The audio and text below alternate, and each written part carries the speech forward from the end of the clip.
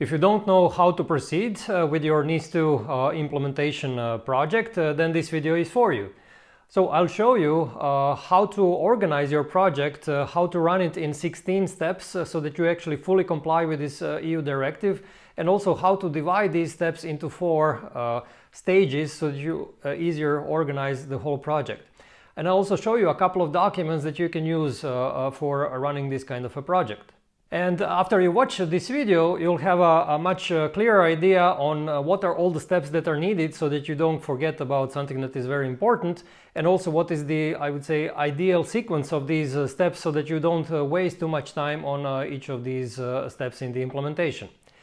And I made this video for security managers like CISOs, also for project managers, for CTOs, so for everyone who will be running this kind of an implementation project. And to learn more about NIS2, click this link below to see other articles on Advisera website which describe the most important things about this EU directive. Okay, you'll find it the easiest if you organize the NIS2 implementation project in 4 phases. The first phase are preparatory tasks or steps that you need to actually set up in order to start running your project. The second phase is around risk management, and this is where you actually make crucial decisions on what kind of cybersecurity measures you need to take.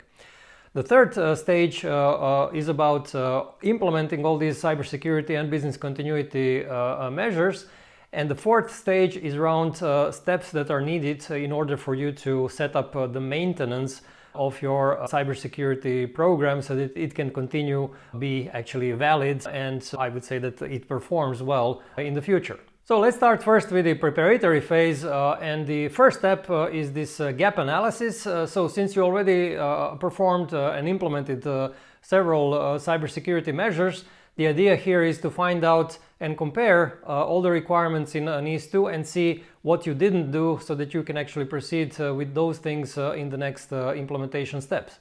And below this video you'll see a link to this free NIS2 gap analysis tool which you can use to find all these gaps for your company. Okay, the next step is to convince your senior management that this is really a serious project and that you need their support. Because ultimately you'll run into some kind of a roadblock with this kind of a project, and then you want your senior management to understand the consequences if your company is not complying with NIS2. So you need to make sure that they're on your side and that you probably have some kind of sponsor from the senior management which will help you out when you get stuck in this kind of a project. The next third step is setting project management, because this is a too complex project to run it without some kind of clear organizational roles. So you need to define who is the project manager, who is the project team, what are the milestones, what are the outcomes of this kind of project, what are the deadlines, and so on. Because without it, you'll have a much harder job. The next step is really to perform initial training around NIS2, especially for your project manager, project team, because this is probably a new thing for them, and if they don't understand really what is needed by NIS2 and what is, let's say, needed in general for cybersecurity, it will be much harder for these people to run this kind of a project. This is really a good, I would say, good practice to speed up your implementation and increase the chances of success. Okay, the next phase is where you have to start making some crucial decisions around cybersecurity. And the first one is here to write this top level policy on information system security. And this is not a detailed cybersecurity policy which will describe the details of your cybersecurity measures. Rather, this is a top level document where the senior management makes some crucial decisions around cybersecurity objectives. What does the company want to achieve? Who is in charge of certain areas of cybersecurity? These kind of things. So the point is that the senior management defines the main roles and responsibilities and the direction of cybersecurity with this top-level document. The next step is to define this risk assessment methodology. So basically this is a document which defines rules on how you perform your risk assessment, since most of the people in your company will not know how to do it, so you have to explain them on how this needs to be done. And you also have to ensure that you have the same criteria when assessing the risks throughout your company, because you don't want one part of your company to do it in one way and the other part of the company to do it in a very different way, because you won't be able to compare the results. So this document, this methodology is crucial for you actually to proceed with the next step, which would then be performing the risk assessment. Once you start performing the risk assessment, basically what you do is you list all of your information assets, meaning all the data, all the documentation, all the hardware, software, and so on. And you have to find out what are the threats and vulnerabilities related to these assets. And then you have to assess the impact. So what is the, let's say, negative consequence of potential incident, and what is also the probability or of this risk from happening. By assessing all of these aspects, you actually come up with a concrete level of risk. And then you also have to perform treatment, which is why you actually perform the risk assessment in the first place, to find out how to mitigate those risks. And of course you have to focus on the highest risks, meaning those, let's say, unacceptable risks. So these are the ones that you have to treat, and this is in majority this is done by applying certain cybersecurity measures, basically the measures that are not only listed in NIS2 but also the measures that you come up with that you have to actually do to lower these risks. And then the last step in this decision-making phase is to create this so-called risk treatment plan. So basically this is the plan where you actually define how you're going to implement all of these cybersecurity measures. Because once you complete your risk assessment and treatment, you will have a very clear idea on which cybersecurity measures need to be implemented.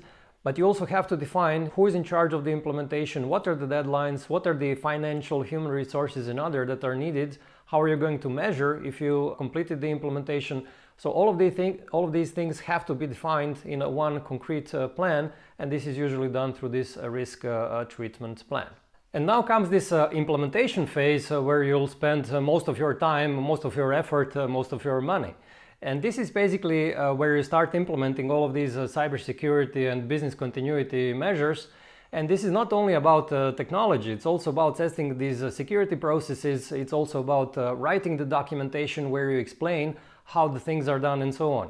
So this is where you'll, write access control policy, but also the authentication procedure, where you will implement all of these, let's say, technologies that are needed, where you will write all the other documents that are needed for the implementation, and so on and so forth. Also for business continuity, the disaster recovery plan, business continuity plan, incident response procedures, all of these things are part of now this step of the implementation of cybersecurity and business continuity. The next step is to implement this supplier chain security, because supply chain risks are becoming bigger and bigger since every company, especially critical infrastructure companies, are depending on their IT suppliers. And this is where you actually have to assess the risks for each and every supplier and also assess the quality of these products and services that they are providing. And then you have to define the contractual obligations, contractual clauses, which relates to security and about their obligations to implement security within their companies and within their supply chain. And also this includes your monitoring of these third-party services, where you actually have to make sure that they are really complying with everything that you have defined, including how they develop the software, how they treat vulnerabilities, all of these things. Okay, and now you basically start with this maintenance phase, although it's hard to distinguish between the implementation and the maintenance sometimes, but let's say that these following steps that I'll present are more focused on something that is recurring, something that you do continuously in order to basically maintain and improve your cybersecurity in the company. The first step in this maintenance is really to set up your structure for, let's say, continuous improvement of your cybersecurity. And for that purpose, you have to set up the documents for measurement and monitoring, for internal audit, for management review, these kind of things. So once you actually define those documents, then you move on with particular steps in this maintenance phase. One of the things that you'll have to set up are really this incident reporting. And since this incident reporting is really an important issue in NIS2, the whole Article 23 describes it, you have to set up various types of reports from early warning, incident notification, progress report, final report, intermediary report, so all kinds of reports. And this is something that certainly deserves, I would say, a very thorough preparation.